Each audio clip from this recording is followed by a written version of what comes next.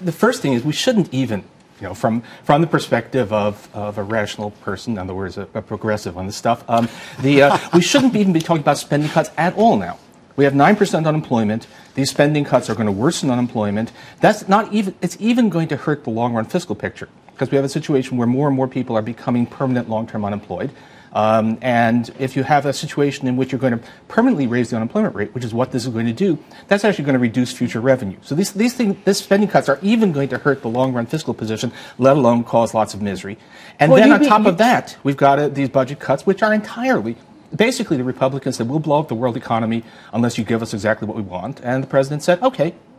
That's what happened. You've been consistent about this, saying that there should be no cuts at a time of recession and weak recovery. Right. What is your scenario, though, once this goes through and there are significant spending cuts and no revenues? We're looking, we used to talk about the Japanese and their lost decade. We're going to look to them as a role model. They did better than we're doing. This is going to go on. I have nobody I know who thinks that the unemployment rate is going to be below 8% at the end of next year.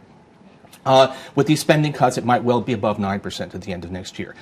There is no light at the end of this tunnel, and we're having a debate in Washington which is all about, gee, we're going to make this economy worse, but are we going to make it worse on 90% the Republicans' terms or 100% the Republicans' terms? And the answer is 100%. Paul's right. We are a third of the way through a lost decade, but we're a third of the way after TARP, the stimulus, cash for clunkers, dollars for dishwashers, cash for caulkers, the entire range of stimulus, the Keynesian approach, which by its own evidence simply hasn't worked. Now, Paul will double down. In advance, one important point is to make is that people like me said in advance this wasn't remotely big enough. It's not an after the fact. True. It's not coming back afterwards. Right from the beginning, I looked at the numbers. People like me looked at the numbers. Said we're going to have huge cutbacks at the state and local level. You've got a federal increase, which is going to be barely enough to limit those cutbacks. There's going to be no net fiscal stimulus if you look at government as a whole, which is what happened.